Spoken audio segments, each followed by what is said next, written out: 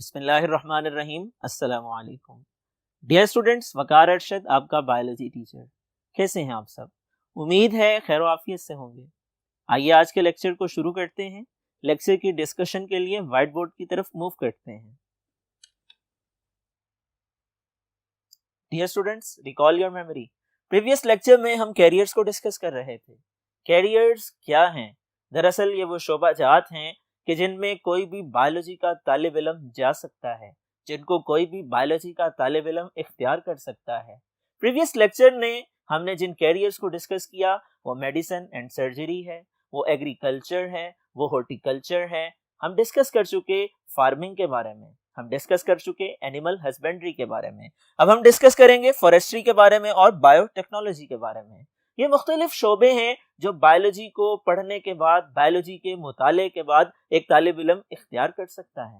Dear students, discuss کر لیتے ہیں فارسٹری کو۔ فارسٹری کی بات کی جائے، اس کو جنگلات کا علم کہا جاتا ہے۔ جنگلات کے ماہرین اس شعبے کو اختیار کر سکتے ہیں۔ اس سے متعلقہ جتنے لوگ ہیں ان کا بنیادی کام یہ ہے کہ نیچرل فارسٹ جتنے بھی پائے جاتے ہیں ان کی کیئر کرنا۔ قدرتی جنگلات کی دیکھ بھال کا کام یہ ایک اہم شعبہ ہے جو کہ فارسٹری سے تعلق رکھتا ہے، جنگلات سے تعلق رکھتا ہے۔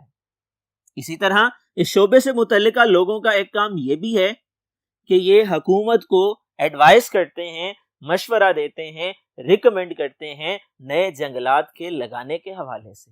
کہاں پہ لگانے چاہیے، کس طرح سے لگانے چاہیے، کتنے رقبے پہ لگانے چاہیے، یہ تمام کام محکمہ جنگلات کے ماہرین کا ہے۔ ڈیئر اسٹوڈنٹس، اس شعبے کو اختیار کرنے کے لیے ایک طالب علم کے لیے لازم ہے کہ وہ اپنی ہائر سیکنڈری ایجوکیشن بایولوجی میں حاصل کریں۔ اسی طرح وہ طالب علم جو کہ بیچلرز کرتے ہیں بوٹنی یا زوالوجی میں، وہ بھی یہ شعبہ اختیار کر سکتے ہیں۔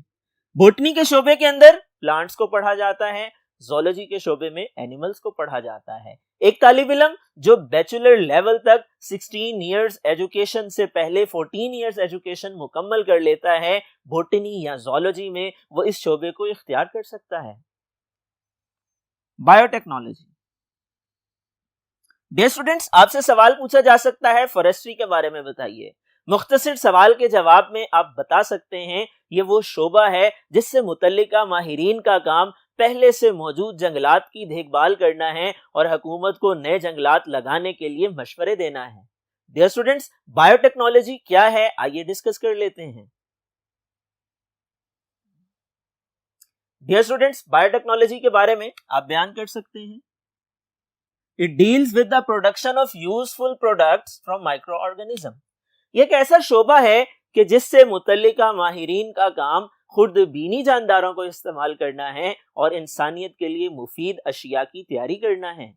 ڈیئر اسٹوڈنٹس، اس کی مثالوں کا تذکرہ کیا جائے، دودھ سے دہی بنانے کا عمل، دودھ سے پنیر بنانے کا عمل، انگور سے شراب بنانے کا عمل، اسی طرح آٹے کو خمیر کرنے کا عمل، یہ تمام مثالیں ہیں بایو ٹیکنالوجی کی۔ بایو ٹیکنالوجی کے شعبے کو اختیار کرنے والے کے لیے لازم ہے کہ وہ ہائر سیکنڈری ایجوکیشن حاصل کرے بایولوجی میں، یا دوسری آپشن یہ بھی ہو سکتی ہے کہ اگر کسی نے بیچلرز کیا ہے بوٹنی میں یا زوالوجی میں تو وہ بھی یہ شعبہ اختیار کر سکتا ہے۔ بایو ٹیکنالوجی ایک لیٹسٹ فیلڈ ہے، ایک لیٹسٹ پروفیشن ہے، ایک جدید ڈسپلن ہے بایولوجی کا، اور اس کے نت نئے کارنامے ہیں جو ہم آئے دن سنتے ہیں اور ہمیں خبروں میں سننے کو ملتے ہیں۔ ڈیئر اسٹوڈنٹس، بایو ٹیکنالوجی کی ڈیٹیل آنے والے لیکچرز میں، آنے والے چیپٹرز میں 9th اور 10th کلاس میں انشاءاللہ ہم ڈسکس کریں گے۔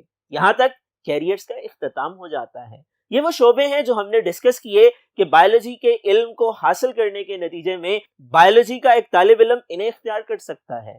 ڈیئر اسٹوڈنٹس، ان شعبوں کو اختیار کرنے کے لیے لازم ہے کہ طالب علم کا انٹرسٹ ہونا چاہیے، اس کا متعلقہ شعبہ اس کی دلچسپی سے ہم آہنگ ہونا چاہیے، تبھی وہ ترقی کے زیادہ مواقع حاصل کر سکتا ہے، اس کے کام میں پروفیشنلزم آ سکتا ہے اور اس کے کام کے معیار کی قدر زیادہ بڑھ سکتی ہے۔ ڈیئر اسٹوڈنٹس، شعبہ کوئی بھی ہو، ہر ایک کی اپنی اہمیت ہے اور ہر شعبے کے ماہرین کی دنیا کو ضرورت ہے، انسانیت کو ضرورت ہے۔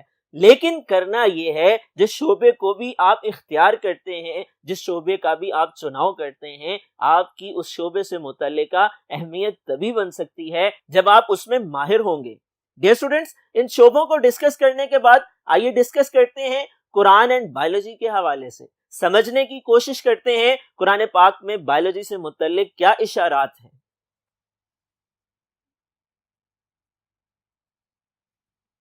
ڈیئر اسٹوڈنٹس، قرآن پاک کی بات کی جائے، ہمیں معلوم ہے، ہمارا علم ہے، یقین ہے، اعتقاد ہے، ایمان ہے کہ قرآن اللہ تعالیٰ کی الہامی کتاب ہے، آسمانی کتاب ہے، نبی اکرم صلی اللہ علیہ وآلہ وسلم پہ نازل ہوئی، اور اس کے ذریعے سے اللہ تعالیٰ نے رہتی دنیا تک کی انسانیت کے لیے رہنمائی کا منبع نازل کیا۔ اس کے ذریعے سے انسان کو اللہ تعالیٰ نے دنیا میں رہنے کا طریقہ سکھایا۔ قرآن پاک وہ کتاب ہے کہ جو ختمی اور آخری آسمانی کتاب ہے، اور جس کی اتھینٹیکیشن پر کوئی شبہ نہیں ہے، کیونکہ اس کی حفاظت کا ذمہ اللہ تعالیٰ نے لیا ہے۔ قرآن پاک علم و رشد کا ذریعہ ہے اور تمام علوم کا منبع ہے، جتنے بھی علوم ہیں ان کا سرچشمہ ہے۔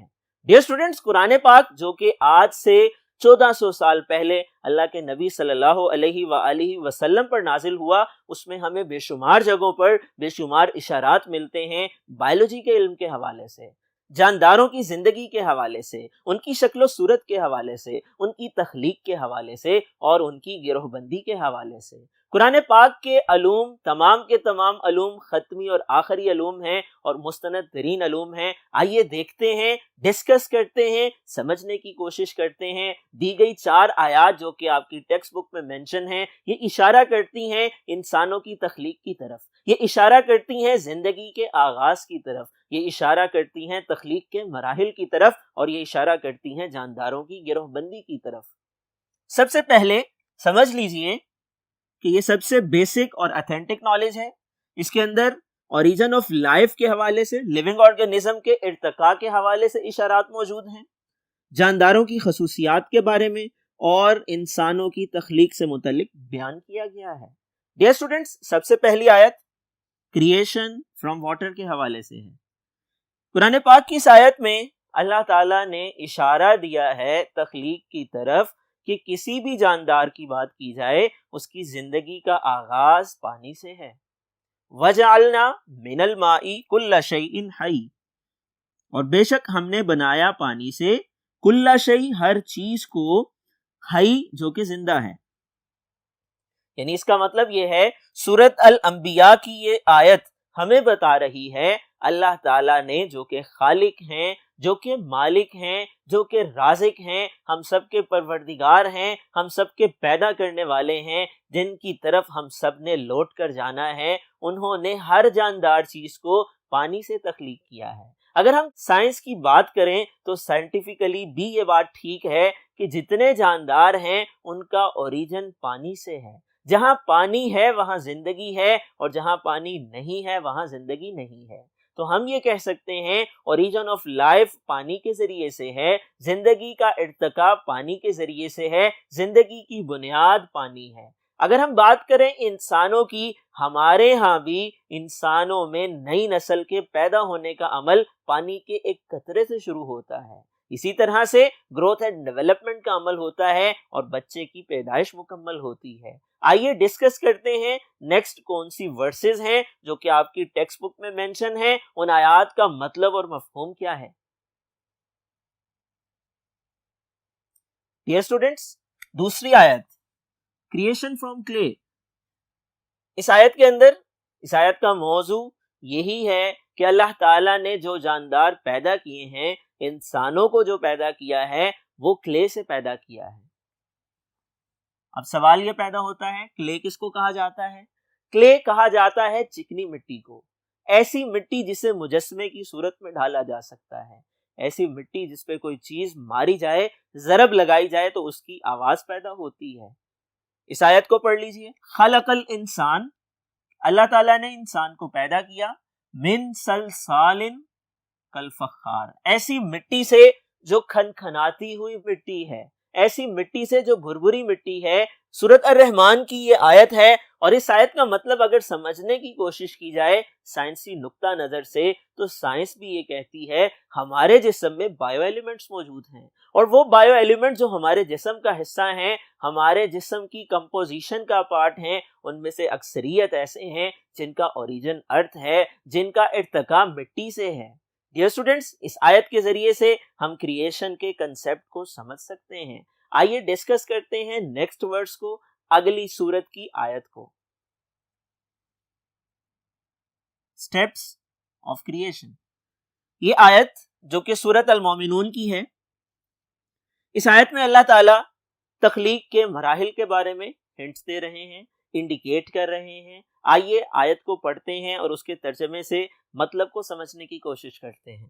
ثم خلقنا النطفۃ علقۃ، بس ہم نے پیدا کیا ایک نطفے سے، فخلقنا العلقۃ مضغۃ، لوتھڑا بنایا، فخلقنا المضغۃ عظاما، لوتھڑے کے اوپر گوشت چڑھایا، فکسونا العظام لحما، اور پھر ہڈی بنائی، ہڈی کے اوپر گوشت چڑھایا۔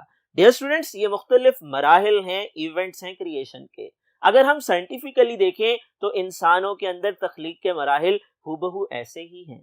آغاز اگر زندگی کا ہوتا ہے پانی کے ایک قطرے سے ہوتا ہے، وہ ایک لوتھڑا بنتا ہے، ایک ہڈی بنتی ہے، ہڈی کے اوپر گوشت چڑھتا ہے، اور پھر ایک مکمل جاندار وجود میں آ جاتا ہے۔ یہ بات ہے 1400 سال پہلے کی کہ جب قرآن پاک نازل ہوا، جب سائنس اس ڈیپتھ تک نہیں پہنچ پائی تھی، جب وہ آلات ڈسکور نہیں ہوئے تھے، وہ سرجیکل انسٹرومنٹ انسان نہیں بنا پایا تھا کہ جن کے ذریعے کریشن کو اسٹڈی کیا جا سکے، تب ماں کے پیٹ کے اندر، اتنی تاریکی کے اندر، اتنی گہرائی کے اندر، قرآن پاک کی اس آیت کے ذریعے سے اللہ تعالیٰ اشارات دے رہے ہیں کہ ہم نے تمہیں بنایا، پانی کے قطرے سے بنایا، وہ نطفہ تھا، اس کو لوتھڑے میں تبدیل کیا، ہڈی بنائی، ہڈی کے اوپر گوشت چڑھایا، ایک مکمل جاندار کی شکل میں ڈال دیا، اور جب اس کی شکل مکمل ہو گئی تو ماں کے پیٹ سے اس کی پیدائش ہو گئی۔ ڈیئر اسٹوڈنٹس، یہ سوچنے اور سمجھنے والوں کے لیے، عقل رکھنے والوں کے لیے، ایمان لانے والوں کے لیے، تمام انسانوں کے لیے نشانیاں ہیں غور و فکر کی۔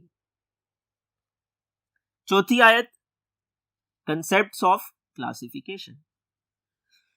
قرآن پاک میں سورۃ النور کے اندر اس آیت میں اللہ تعالیٰ کلاسیفیکیشن کا تذکرہ کر رہے ہیں۔ آئیے آیت کو پڑھتے ہیں اور اس کے مطلب کو سمجھنے کی کوشش کرتے ہیں۔ واللہ خلق کل دابۃ من ماء، اور بے شک اللہ ہی ہے جس نے بنایا، خلقہ بنایا، کل دابہ زمین پہ رہنے والے جانداروں کو، من ماء پانی سے، فمنہم من یمشی علی بطنی، بس اس میں سے کچھ ایسے ہیں جو پیٹ کے بل ڈینگتے ہیں، ومنہم من یمشی علی رجلین، کچھ ایسے ہیں جو 2 پاؤں پہ چلنے والے ہیں، ومنہم من یمشی علی اربع، اور کچھ ایسے ہیں جو چوپائے ہیں، 4 ٹانگوں پہ، 4 پاؤں پہ چلنے والے ہیں۔ یخلق اللہ ما یشاء، اللہ ہر شے کو جیسا چاہتا ہے بناتا ہے۔ ان اللہ علی کل شیء قدیر، بے شک اللہ تعالیٰ ہر چیز پر قدرت رکھنے والا ہے۔ اس آیت کے اندر اللہ تعالیٰ نے مختلف اقسام کے جانداروں کا تذکرہ کیا ہے۔ کچھ ایسے ہیں جو پیٹ کے بل رینگتے ہیں، کچھ ایسے ہیں جو 2 پاؤں پہ چلنے والے ہیں، کچھ ایسے ہیں جو چوپائے ہیں۔ اللہ تعالیٰ جیسا چاہتا ہے بناتا ہے، کیونکہ اللہ تعالیٰ خالق بھی ہے، مالک بھی ہے، رازق بھی ہے، تمام مخلوقات کے پیدا کرنے والا ہے، تمام مخلوقات کو موت دینے والا ہے۔ اس دنیا کی زندگی کے بعد اسی کی طرف پلٹ کر جانا ہے۔ وہ ہمارے جسم کا انجینئر ہے، تمام جانداروں کے جسم کا انجینئر ہے۔ اس کو پتا ہے کہ کون سی روح کو کیسے بنانا ہے، اس کو پتا ہے کہ ناک کو کہاں پہ رکھنا ہے، کان کو کہاں جگہ دینی ہے، ہاتھوں کو کہاں فٹ کرنا ہے، پاؤں کی جگہ کہاں بہتر بنتی ہے، دماغ کہاں بہتر انداز میں ایڈجسٹ ہو سکتا ہے۔ یہ آیت دراصل اشارہ کر رہی ہے کلاسیفیکیشن کے حوالے سے، جانداروں کی گروہ بندی کے حوالے سے، کہ کچھ جاندار ایسے ہیں جو اپنی ٹانگوں پہ چلتے ہیں، کچھ 2 پاؤں پہ چلنے والے ہیں جس کی مثال انسان ہے، کچھ 4 پاؤں پہ چلنے والے ہیں جس کی مثال مویشی ہیں، کیٹل ہے۔ اسی طرح کچھ ایسے ہیں جو پیٹ کے بل رینگتے ہیں جس کی مثال سانپ ہے۔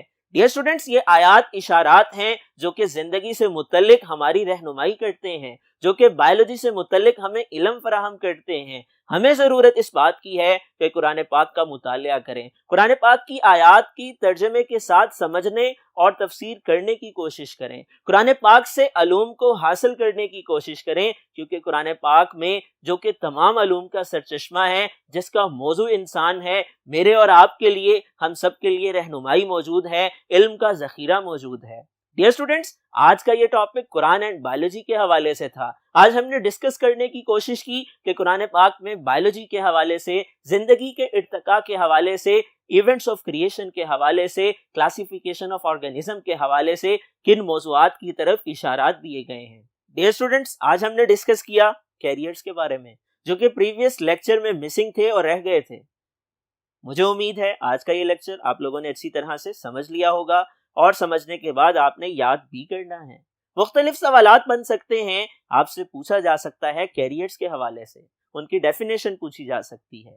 اسی طرح سے آپ سے پوچھا جا سکتا ہے قرآن کی کس سورت کی آیت کے اندر یہ ٹاپک پوچھا گیا ہے، کریشن کے بارے میں بتایا گیا ہے، کریشن فرام کلے کے بارے میں بتایا گیا ہے، کریشن فرام واٹر کے بارے میں بتایا گیا ہے، ایونٹس آف کریشن کے بارے میں بتایا گیا ہے، یا کلاسیفیکیشن آف آرگینزم کے بارے میں بتایا گیا ہے۔ آبجیکٹیو ٹائپ پورشن کے لیے آپ نے اس ٹاپک کو میمورائز کرنا ہے، سبجیکٹیو ٹائپ کویسچن بھی بن سکتا ہے، اس پہلو کو بھی مد نظر رکھنا ہے۔ مجھے امید ہے آج جو آیات ہم نے ڈسکس کی اور ان کے مطلب کو سمجھنے کی کوشش کی، آپ لوگوں نے اچھی طرح سے انڈرسٹینڈ کر لی ہوں گی۔ ڈیئر اسٹوڈنٹس، اگلے لیکچر تک کے لیے اجازت دیجیے، اپنا خیال رکھیے گا، اللہ حافظ۔